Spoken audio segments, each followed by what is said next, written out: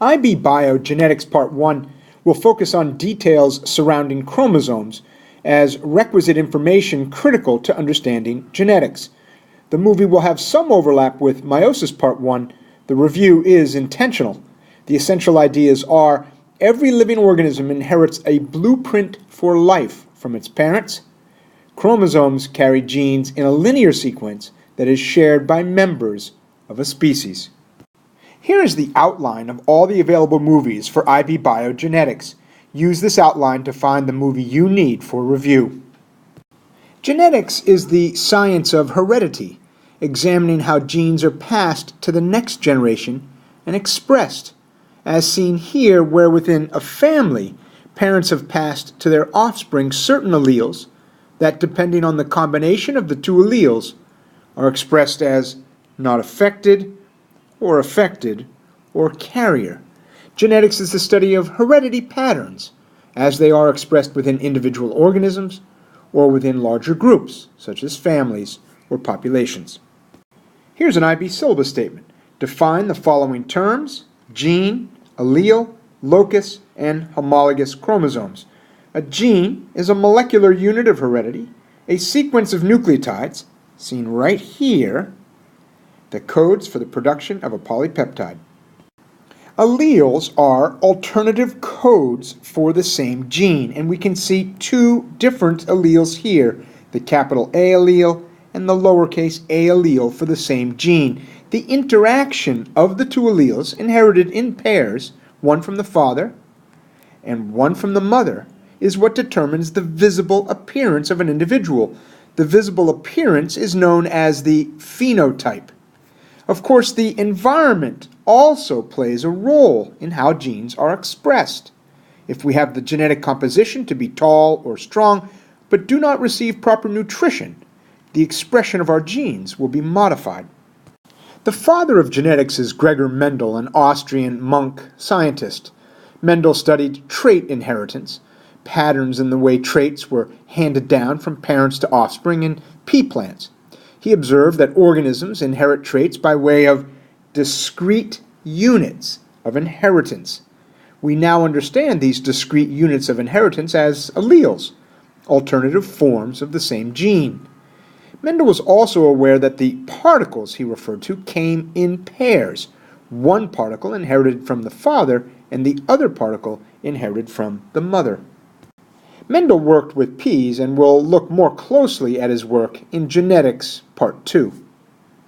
Homologous chromosomes carry genes for the same characteristics at the same loci. We inherit one homolog from each parent. Homologous chromosomes pair up in prophase of meiosis I and line up in pairs in metaphase of meiosis I. A locus is the location of a single gene, seen here. This is the locus of a particular gene. Just a reminder about alleles: they are alternative nucleotide codes for the same gene. The gene codes for a characteristic such as flower color, as you can see here. One allele of the gene codes for purple flowers, while the second allele of the gene might code for white flower.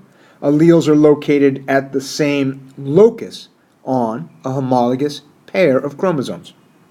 Here's another image of a homologous pair of chromosomes showing the two alleles of a gene located at the same position on the chromosomes. The alleles share the same locus. Due to meiosis, homologous pairs are separated, thus gametes carry only one allele of each gene. In other words, gametes carry one chromosome of each pair. Gametes are haploid. Due to fertilization, homologous pairs come back together again. In other words, when gametes fuse, the diploid condition is restored, and diploid nuclei have pairs of homologous chromosomes. Here are the 46 chromosomes from a human cell. The number of chromosomes is a characteristic feature of members of a species. Chromosomes are linear, typical of eukaryotic cells, and different chromosomes carry different genes. In this karyogram, the chromosomes are aligned as pairs, homologous pairs. These are the pairs of chromosomes from a diploid cell of a human. This person inherited one of each pair from the father in the sperm and one of each pair from the mother in the egg. Homologous chromosomes carry the same sequence of genes, but homologous chromosomes can carry different codes, different alleles for the same gene. Here are the IB syllabus statements, statements that I just mentioned in the last slide. You can study this slide on your own. Again, the karyogram provides us additional information about the person. These chromosomes come from a male because this pair of chromosomes, known as the sex chromosomes, determines gender. The person is male because he has an X chromosome and a Y chromosome. He inherited the X from his mother and the Y from his father. The Y chromosome served to determine that he would be male. All the other chromosomes are known as autosomes. Autosomes do not determine gender. We can analyze the sex chromosomes of this karyogram to determine that the individual was female with 2 X chromosomes. As well, this individual has an extra 21 chromosome, 3 21s, trisomy 21. Individuals with trisomy 21, also known as Down syndrome, suffer from a syndrome of genetic complications. In this image, we can see DNA. We can see 3 genes are labeled, and a gene here is expanded to display that a gene is a nucleotide sequence that codes for protein production through mRNA. Proteins result in the visible appearance of an organism, what's known as the phenotype. Here are 2 relevant IB syllabus statements. Compare the number of genes in humans with other species and defined genome. A genome is a full set of chromosomes in a diploid cell. It's the number of base pairs. Here we can compare the number of genes in various species. You can see that humans have a similar number of genes to a roundworm. We have more genes than yeasts or bacteria, but we have fewer genes than Zea mays, corn. Humans are estimated to have around 20,000 genes.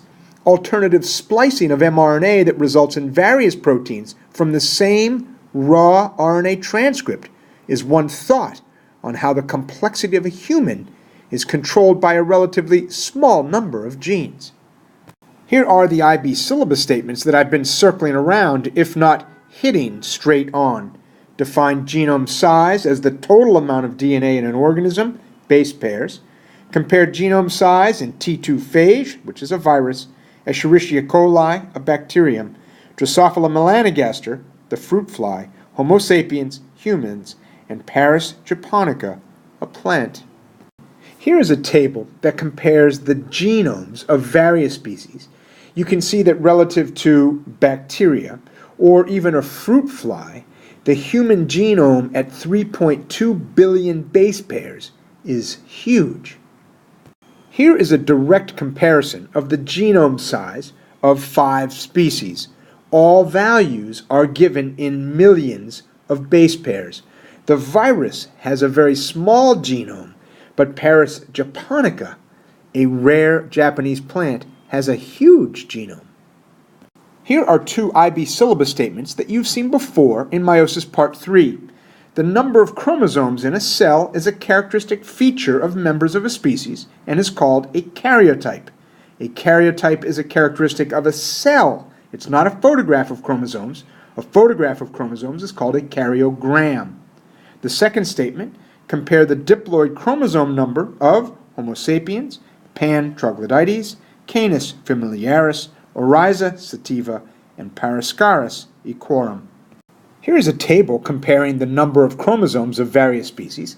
Homo sapiens have 46, Pan troglodytes, which is a chimpanzee, has 48, Canis familiaris, the domestic dog, has 78, Oryza sativa is rice, has 24 chromosomes, and Parascaris equorum, a parasitic roundworm, has 2.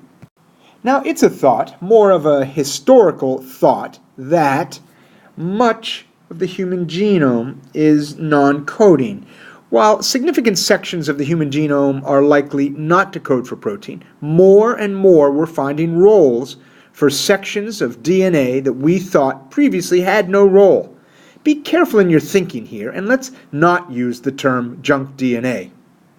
As we approach the later stages of this movie, there are three distinct topics I want to cover, and the first is the Cairns technique using autoradiography. Cairns was able to view DNA by using radioactive bases. Prokaryotic cells were grown with radioactive thymine. Cells that were then put on a membrane, cell walls were digested, DNA spilled out and photographed. Black dots show the DNA. Cairns discovered that the genetic material of prokaryotic cells was a single circular loop and 1100 micrometers long. You can see his original autoradiographic image, which was interpreted to show the parental strand here, with replication forks here and here, as the daughter strands in red were synthesized.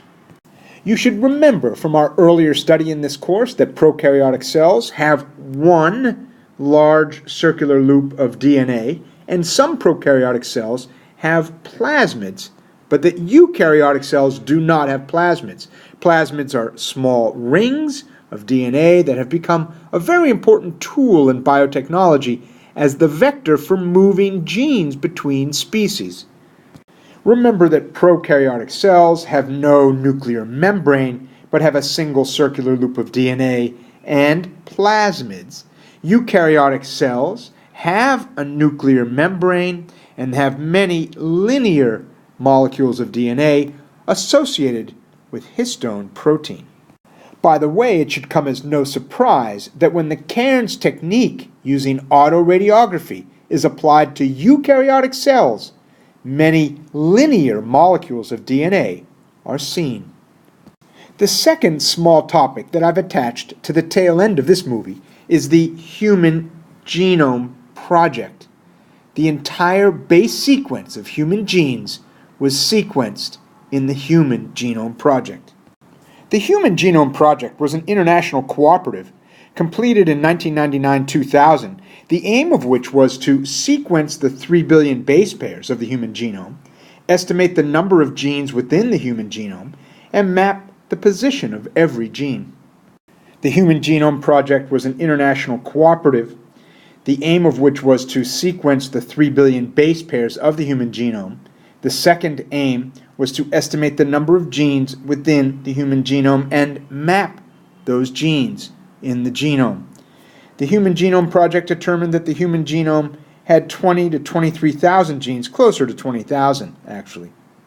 And the last small topic that I've attached to the end of this movie is mutation. Here are the IB syllabus statements. Define gene mutation. Explain the consequence of a base substitution mutation in relation to the process of transcription and translation using the example of sickle cell anemia.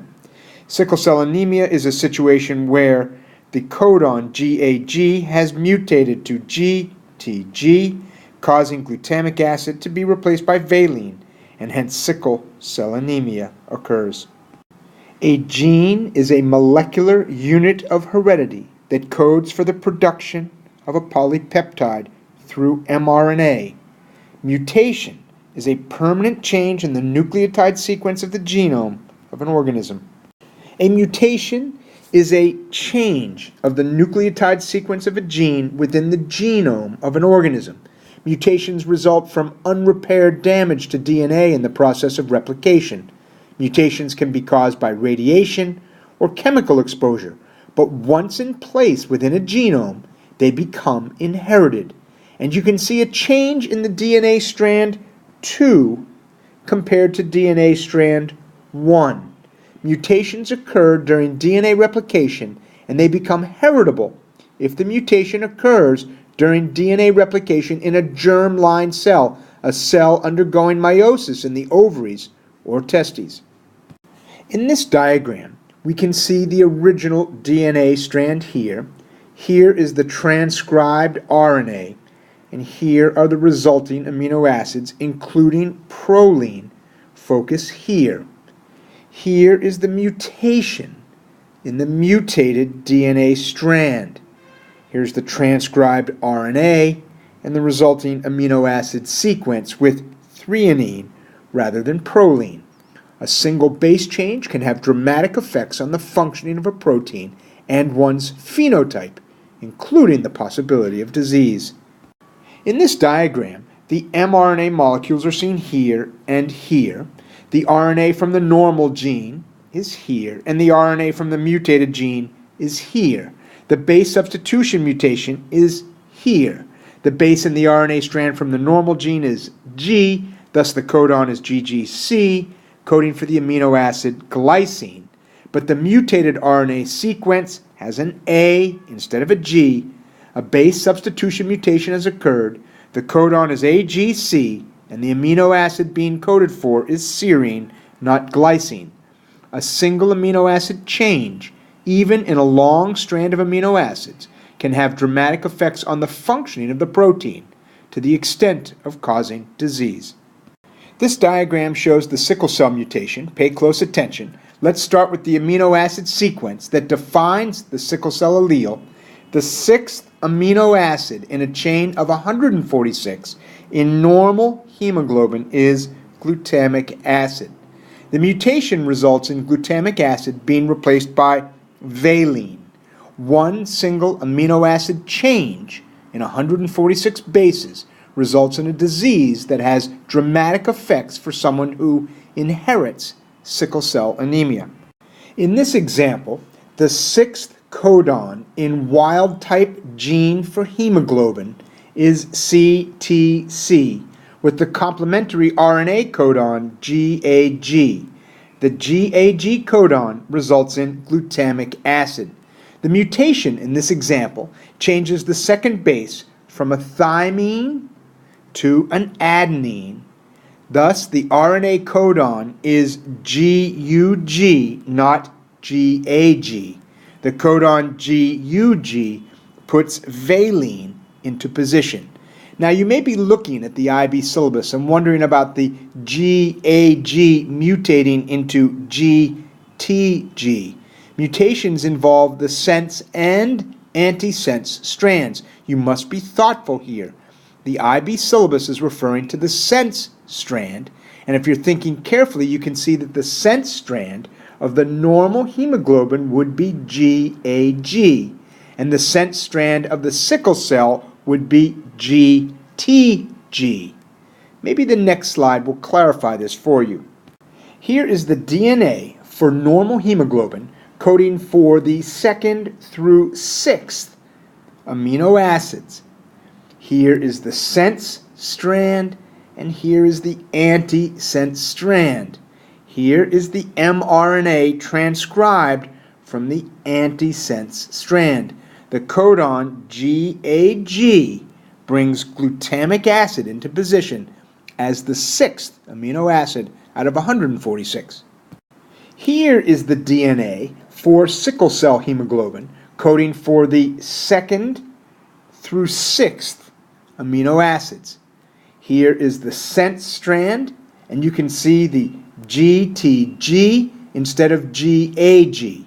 The antisense strand is CAC, and the RNA codon is GUG. Valine comes into position as the sixth amino acid. Here is some detail of the sickle cell phenotype. Normal hemoglobin has glutamic acid as the amino acid in the sixth position, while sickle cell hemoglobin has valine as the amino acid in the sixth position.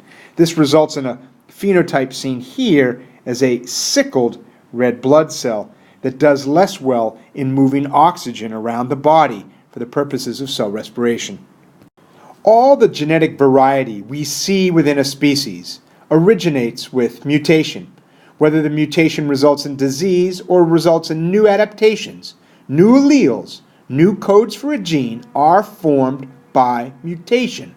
The alternative codes of a gene, the alleles, have a common location on the homologous pair. Alleles differ from each other by one or only a few bases.